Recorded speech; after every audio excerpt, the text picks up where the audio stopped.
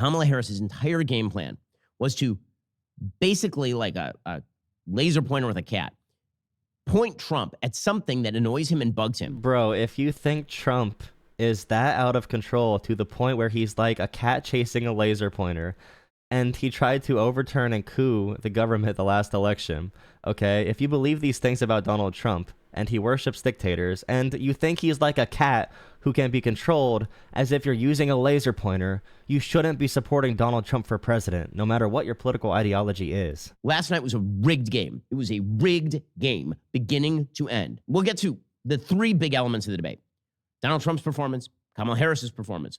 But the biggest element of the debate, by far, was the moderators. I don't think Trump did himself any long-lasting damage last night, because in the end, Donald Trump is still Donald Trump, and he will remain Donald Trump forever. Kamala Harris, I think, actually overperformed for Kamala Harris. I think this is the best Kamala Harris can perform. The reason she could do that is because of the third factor, the moderators, and they did themselves lasting damage. Okay, Donald Trump beat himself. The moderators did not beat Donald Trump. It's not the moderators' fault Donald Trump went on a rant about the illegal aliens in prisons getting transgender surgeries, and then he said, they are killing the dogs, in such a loud, aggressive, serious voice to an empty room. No one made Donald Trump do that, but the moderators should not sit back and watch him say that. They should not fact check literally everything. But when he says such outrageous claims, they're not just going to move on and ask Kamala a question on policy after Trump goes on a wild rampage about that, about the executing baby lies, and about saying the 2020 election was fake. Of course, the moderators are going to seem biased. If we had perfectly honest moderators completely down the middle, they're going to seem biased against Donald Trump because he lies constantly about the most outrageous things. Last night, the legacy media made itself appear to be precisely what it is: a Praetorian Guard on behalf of the Democratic Party. David Muir and Lindsey Davis were so far up Kamala Harris's ass they were performing active colonoscopies with their eyeballs. It is impossible to overstate how in the tank for Kamala Harris they were. The basic format of the debate was they would ask Trump a question about how terrible his policies were, and then they would immediately swivel and ask Kamala Harris how terrible Donald Trump's policies were. It was unbelievable. You have a question that effectively amounted to talking about policy. To be honest, they were asking Harris directly about the Biden admin, about inflation, about if things are better than it was 4 years ago, about her flip-flops. And Donald Trump is the reason the policy conversation became so unhinged. Donald Trump is the reason we cannot have policy conversations. They were literally talking about immigration, and Kamala baited Trump and brought up the crowd sizes, and Trump's brain went absolutely haywire, which is the last video I posted about. He just had a flip switch at one point. Actually, he had a switch flip. Sorry, misspeak. But he had a switch flip at one point where he just went completely off the rails. He bypassed talking about policy in order to talk about crowd sizes. You cannot blame Kamala Harris for Trump's lack of executive control of his own brain. Mr. President, when did you stop beating your wife? And then he would attempt to spin, he'd attempt to defend, he'd get defensive, he'd answer. And then they would turn to Kamala Harris and say, what do you think of him lying about beating his wife? It was insane, insane. And it's not just me saying this. The data are saying this. Our friend Ryan Saavedra, reporter over the data are saying at Daily Wire, he went through the debate transcript and he counted. Trump talked for 9 more minutes than Kamala talked for, and they gave Trump the last word on I think like 90% of the topics. Trump had the final word on it, and they did not give Kamala the final word. Trump was his own, not even worst enemy, because he's always been very unserious, very dumb, very just, he makes stuff up constantly, but he cannot hide it anymore. He can't even make it sound somewhat convincing, so everyone's just laughing at him. There were 4 fact checks last night, active fact checks on the stage. Donald Trump was the subject of all 4 fact checks. In fact, we have a montage of Donald Trump being fact checked. Falsely, by the way, falsely, in the majority of these cases, by the members of the ABC News moderating panel. There is no state in this country where it is legal to kill a baby after it's born. That's one. I just want to clarify here. You bring up Springfield, Ohio, and ABC News did reach out to the city manager there. He told us there have been no credible reports of specific claims of pets being harmed, injured, or abused by individuals. Migrant crime, and it's happening at levels that nobody thought possible. President Trump, as you know, the FBI says overall violent crime is actually coming down in this country. But excuse me, the FBI defraud. And we should just point out here as clarification, and you know this. What fact checks were wrong so far? What fact checks were wrong? You and your allies, 60 cases in front of many judges, many of them Republican. No judge looked at it and said they there was said no we didn't have standing. 4 active fact checks. 4 active fact checks against Trump, 0 against Kamala Harris. And it wasn't just the fact checks. It was also the interruptions and the follow-ups. Meaning, they would interrupt Trump when he was talking. They would let Kamala Harris always finish. They didn't interrupt her a single time. The entire debate. Trump would be in the middle of a thought. Trump interrupted Kamala more than anything, and Trump got the final word on, like I said, most topics. He spoke for 9 more minutes than Kamala did. They would interrupt him, or they would follow up and push him. They never followed up on Kamala Harris. They never pushed her. Not once. Not. To be fair, they didn't really have time to push her on those topics. They corrected Trump on these outlandish claims. So again, about the eating dogs, about the executing babies, about the election being stolen. They corrected Trump on those outlandish, completely untrue claims that are just factually so incorrect, it's not disputed at all. And they also said that tariffs increase costs for Americans, which is another true fact. But Trump did not ask Kamala anything at all. Trump had the opportunity. He took up the entire floor. He pivoted to topics that don't matter. He lost control of himself completely. It's not completely the moderator's fault. And I'm not going to give any credence to Ben Shapiro's argument, but it's not the moderator's fault. Donald Trump can't do anything at all. Without getting so mad, he loses control. Once. Here is some footage of them interrupting Donald Trump. They interrupted Donald Trump multiple times last night. Here's the count. Because they're weak and they're ineffective. And Biden, by the way, gets paid a lot of... And the guy doesn't shut up. He talks for so long because he doesn't shut up. He doesn't know when to stop talking because he's like an early version of an AI bot, just like spewing out random words trying to make a coherent point. And he can't do it, so he keeps on searching and searching and searching. You need to cut him off at some point or he's going to talk 4 hours. You saw the RNC speech. He spoke for like 2 hours at the RNC, just rambling on and on and on. He won't stop talking. That's all Trump. They had to interrupt him because he would literally not ever stop talking. Thank you. We have a lot of issues to get to. Nancy Pelosi was responsible. Imagine going point by point and talking about this entire debate, and this is the focus. This is how you know Donald Trump got demolished. Because this is the focus of Ben Shapiro right now. Not any substance. He's not going back to the fact checks and saying what the fact checks were actually about. And he's going, there's 1, and there's 2, and there's 3, and there's 4, and there's 5. Didn't do her job. The question was about you as president, not about former Speaker 2. Pelosi. But I do want Vice President Harris to respond here. Putin did the invasion. President Trump, thank you. You did bring up 3. something. You said she went to negotiate with Vladimir Putin. But until then, I'd run it as good as it can be run. Wait, that wasn't even an interruption. He just said, thank you, President Trump, and redirected the conversation. That's not even a... Wait. So just a yes or no, you still do not have a plan. Here's the follow-up. We have to move on. President Trump. Those are follow-up... Okay. Let's the turn to interruption. policy. 5.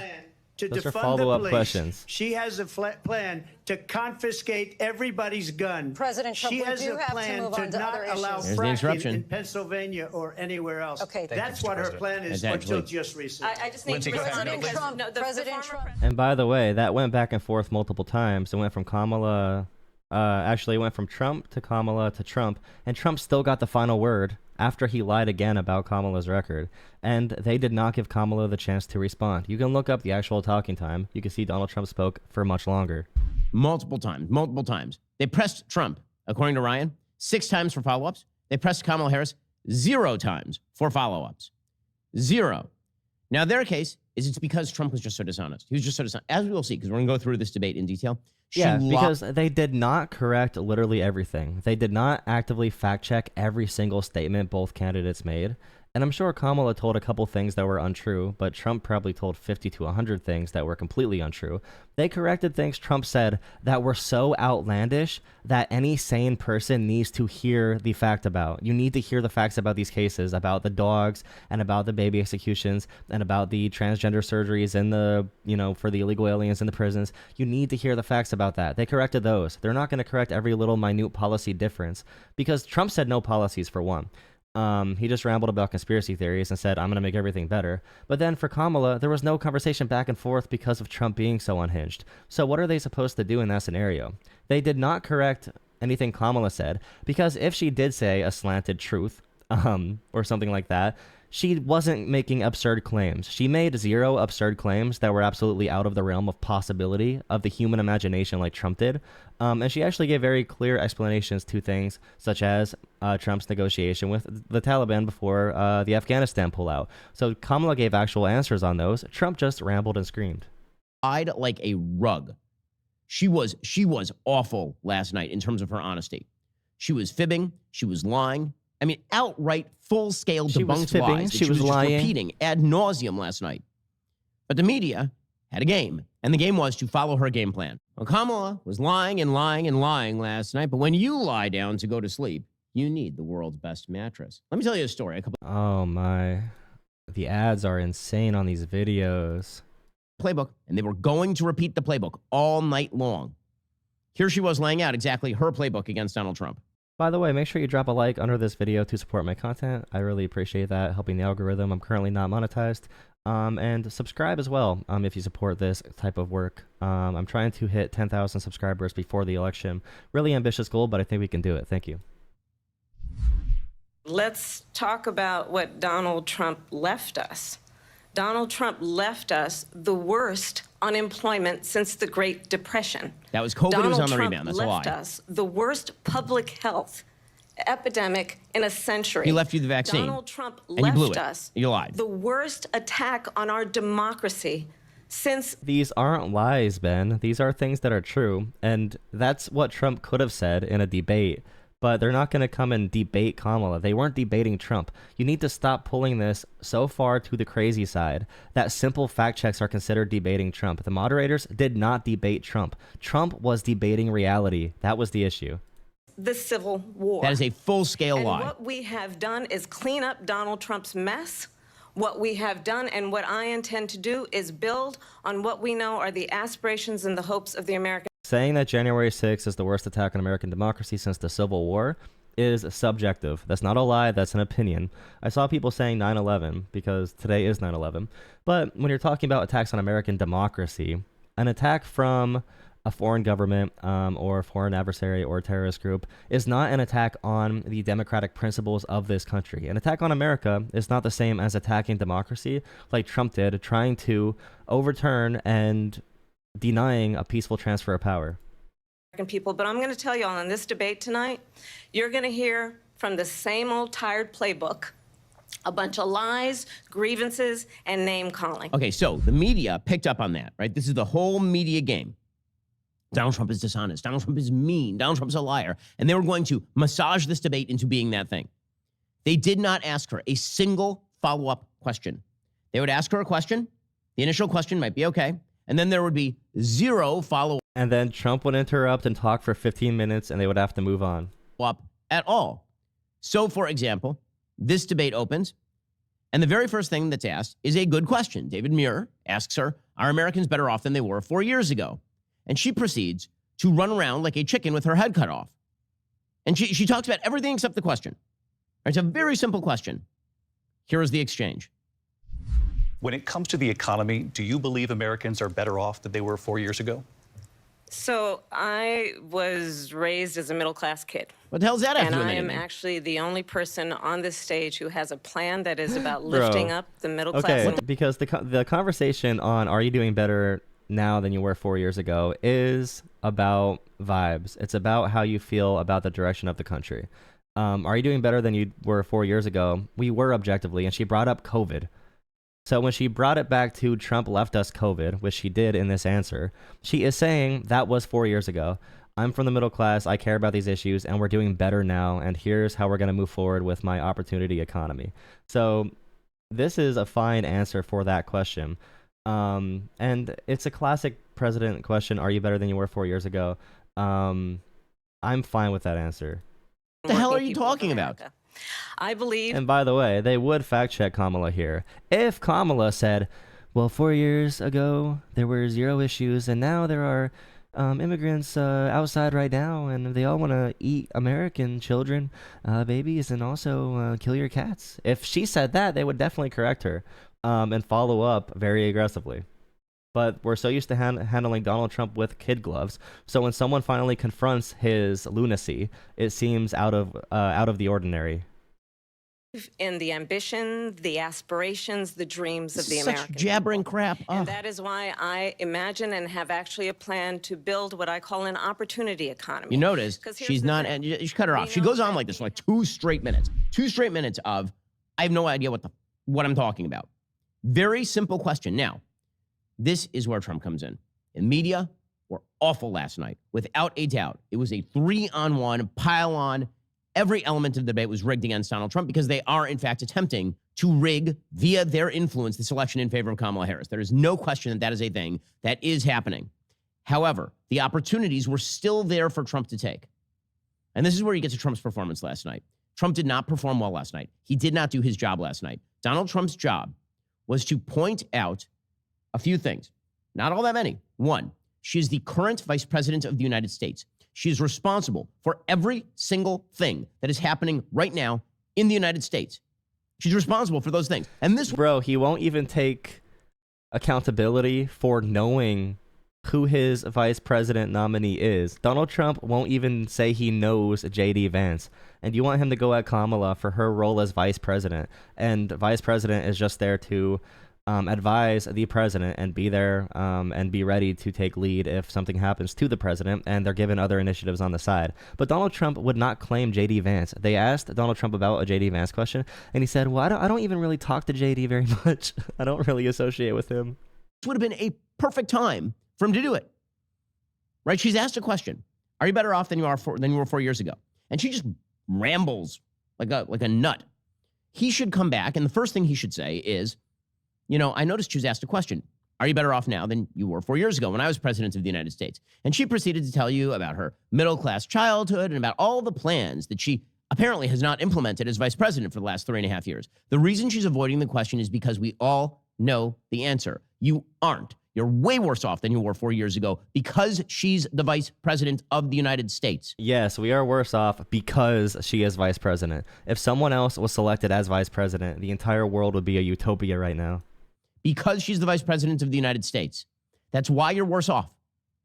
She won't answer that question. You can ask her 1,000 times, and she won't answer the question because she knows the answer, and I know the answer, and you know the answer. Right? That's what Donald Trump should do. Instead, Donald Trump gets sidetracked. So this was the story of the night. Kamala Harris's entire game plan was to basically, like a laser pointer with a cat, point Trump at something that annoys him and bugs him. Bro, if you think Trump is that out of control to the point where he's like a cat chasing a laser pointer, and he tried to overturn and coup the government the last election, okay? If you believe these things about Donald Trump, and he worships dictators, and you think he's like a cat who can be controlled as if you're using a laser pointer, you shouldn't be supporting Donald Trump for president, no matter what your political ideology is. And then wait for him to jump at it. So she starts going off on his tariffs and his economic plans and all the things that he's done. And he then responds by rambling for a while about how his tariff plans are actually quite good and all the rest of this kind of thing. Like, that is not useful. That is not useful. He needed to be on task last night because here's the thing. What became apparent, what has been apparent for months at this point, the media are not going to do the job of informing the American people about Kamala Harris. If you watched that debate last night, you came away with 0 new information about Kamala Harris. 0. You know no more today than you knew yesterday or the day before. I saw this as the main attack line about Kamala. So, like, Trump did terrible, but you don't know anything new about Kamala. So I saw that on every right-wing circle today. My friend who follows all of these pages, he repeated that today as well. You don't even know anything new about Kamala. So those are the new marching orders from the right wing in America, is to say that. Before about Kamala Harris and her positions. If 30+% of Americans don't know enough about her positions yesterday, same number, don't know much about her positions today because the moderators were totally uninterested in asking her about it. But it was up to Trump because she's not going to make herself subject to interviews. She is not going to elucidate her opinions. She is not going to make clear what exactly she has changed her mind on. And so it was up to Trump last night to just point that out over and over, and he didn't. And he didn't because he got distracted. And that was the biggest problem last night for Donald Trump. It was the biggest problem. Right? So, for example, that clip where she's talking about how it's going to be lies and grievances and he left us the worst economy and all this kind of stuff. Trump got sidetracked on that, right? He immediately went defensive.